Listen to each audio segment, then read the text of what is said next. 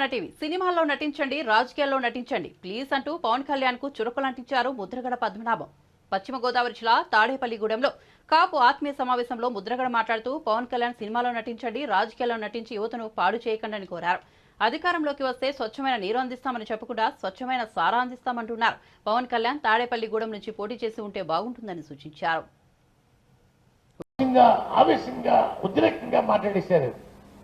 అయ్యా పవన్ కళ్యాణ్ గారు, ఈ కోపాలు, ఉద్రేకాలు, పౌరుషాలు ఆ రోజు తమని హైదరాబాద్ లో అవమానించినప్పుడు ఏమైపోయాయని అడుగుతా ఉన్నాను. ఏమైపోయాయి? అవమానించిన వారి ఇంటికి తిన్నాకెళ్తారా? ఓహో, ఏమి రాజకీయం అండి, ఏమి నటనండి. సినిమాలో నటించండి, రాజకీయాల్లో నటించకండి. పవన్ గారు, రాజకీయాల్లో నటించి యువతను పాడు చేయకండి, ప్రజలు పాడు చేయకండి. బాబాయ్, మీకు నమస్కారం పెడతా ఉన్నాను. రాజకీయాల్లో ఎన్నో సంవత్సరాల నుంచి ఉన్నామండి.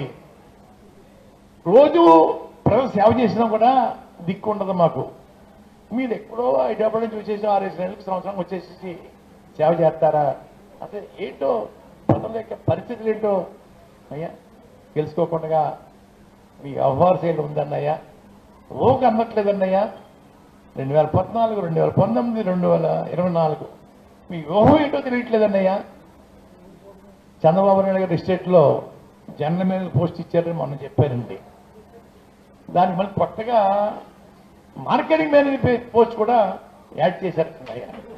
కాపుల్ని కొత్తగా కొనేయడం కోసం మార్కెటింగ్ మేనేజర్ పోస్ట్ కూడా, రెండో పోస్ట్ కూడా ఇచ్చేసి general manager cum marketing manager ఇచ్చేసారన్నయ్యా. ఇది మన ఎమ్మెల్యే కోసం అయ్యా. మా పిఠాపురం పెద్దలు చెప్తుంటారు సార్, ఆయన 1,00,000 ఓట్లు మెజార్టీ కదటండి, 3 లక్షల ఓట్లతో గెలుస్తారట. అయ్యా, ఒక్కొక్కరికి ₹1,00,000 చెప్పడం జగన్మోహన్ రెడ్డికి ఇచ్చేస్తారటండి.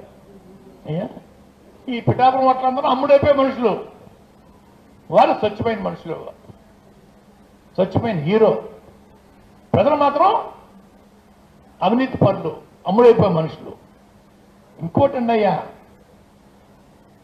ఎమ్మెల్యే అయితే ఇల్లు కట్టిస్తాను, ఇళ్ల తాళ ఇస్తాను, సిమెంట్ రోడ్డు ఇస్తాను, బడి కట్టిస్తాను, ఇంకోటి చెప్పాలా.